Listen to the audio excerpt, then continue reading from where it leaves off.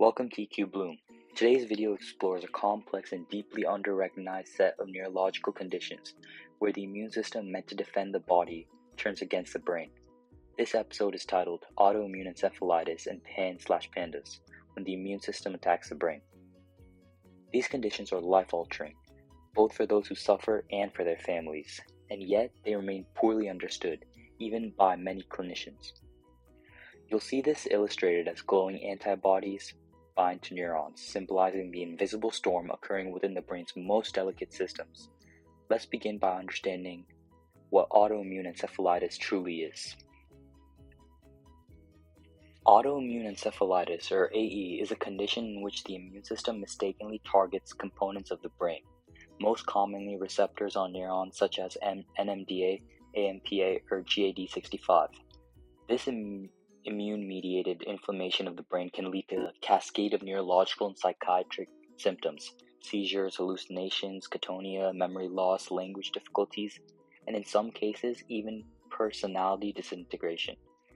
It's crucial to understand that the brain regions affected, like the limbic system, basal ganglia, and cerebral cortex, are responsible for memory, emotion, movement, and higher-order thought. When antibodies disrupt these circuits, the brain's core functions unravel.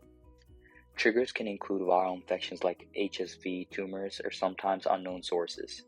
And through the pathogenesis is biological symptoms, often masquerade as psychiatric, which leads to misdiagnosis, a theme we'll revisit later.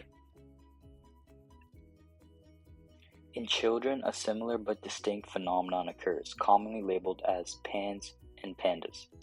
PANS stands for Pediatric Acute Onset Neuropsychiatric Syndrome. It's characterized by a sudden, dramatic onset of obsessive-compulsive symptoms or eating restrictions, often accompanied by tics, anxiety, rage attacks, or sensory sensitivities. PANDAS, a subset of PANS, specifically links this neuropsychiatric flare to streptococcal infections. In these cases, a strep infection appears to trigger an autoimmune attack on brain regions like the basal ganglia and orbitofrontal cortex, areas involved in emotion regulation and compulsivity. Children who were once calm and cognitively stable can within days exhibit severe mood dysregulation, intrusive thoughts, or regression in behavior.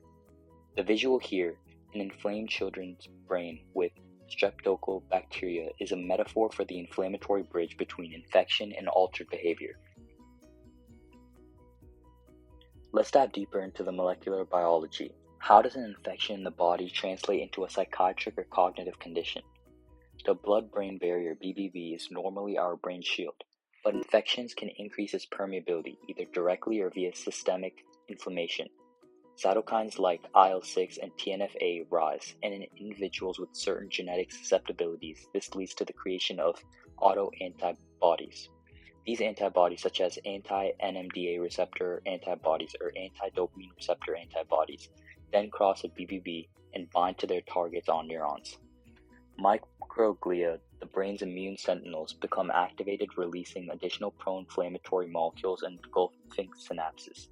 The net result: neurotransmission is impaired, dopamine regulation falters, glutamate signaling becomes excessive, and behavior changes, sometimes drastically.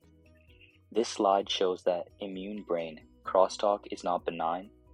It's the underlying pathophysiology of many sudden onset neuropsychiatric presentations. This is perhaps the most painful section, the diagnostic odyssey.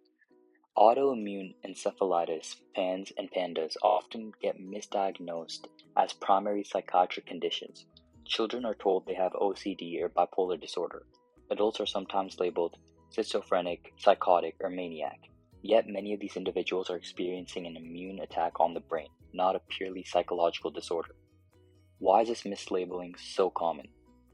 There's no single definitive test. MRIs may be normal, EEGs can be ambiguous. Standard labs don't always detect the relevant antibodies. Diagnosis is therefore clinical, based on history, symptom onset, and the exclusion of other causes. This flowchart of psychiatry versus neurology versus immunology illustrates the fragmented lens through which our current healthcare system views these patients.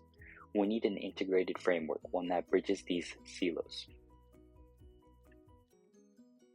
Once identified, how are these conditions treated? Treatment involves targeting the immune system, something most psychiatrists aren't traditionally trained to do. First-line therapies often include corticosteroids to suppress inflammation, intravenous immunoglobulin IVIG to neutralize autoantibodies, and antibiotics to eradicate residual infections. For more severe or persistent cases, plasmapheresis is used to filter the harmful antibodies directly from the bloodstream. But immune therapy alone isn't enough.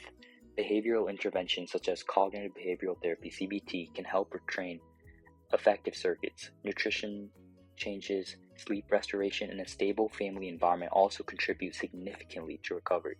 This split-screen graphic of before and after inflammation is not an exaggeration.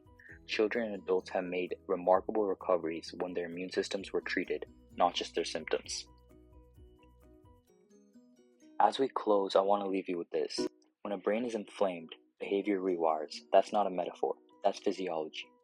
These are real biological disorders, not bad parenting, not emotional immaturity, not simply acting out, and not schizophrenia or bipolar by default.